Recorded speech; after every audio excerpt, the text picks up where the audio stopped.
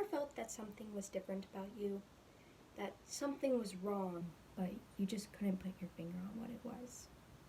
According to the World Health Organization, over 450 million people suffer from mental illness from all over the world, and I am one of them. Ever since I was a little girl, I've always felt like something was wrong with me. Most little girls love birthday parties, love being with their families and friends and going out and doing things, but I wasn't that way. You see, my parents didn't even throw birthday parties for me anymore because I would cry. Or when I would go to birthday parties, I would ask to go sit in my mom's van. I was scared of a lot of my family members. The only people I really felt comfortable with were my mom, my dad, and my grandma Kathy. Otherwise, I just didn't feel comfortable.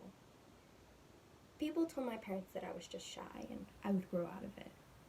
And I believed that, but in a sense, I always knew that it was something more. I knew a lot of kids that were shy, but eventually they grew out of it.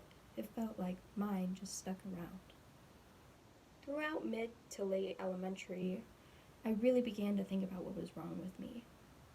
I knew that I was different. I knew that there was something wrong, but I didn't have the words or resources to tell other people. I didn't know what to say. To say that I was different? Well, a lot of kids were different. Kids were into different things. But I just didn't know what to say. Eventually, when I got into high school, I started learning about anxiety and depression. I heard about all the symptoms and they sounded just like me, especially anxiety.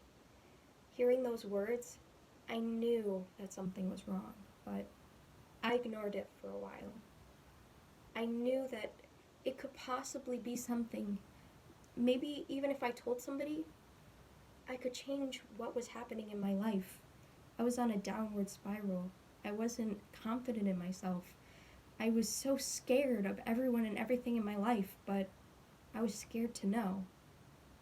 I was scared to be that person, to be the girl who had to go to the therapist, to be the girl who had mental illness. I didn't want to be it.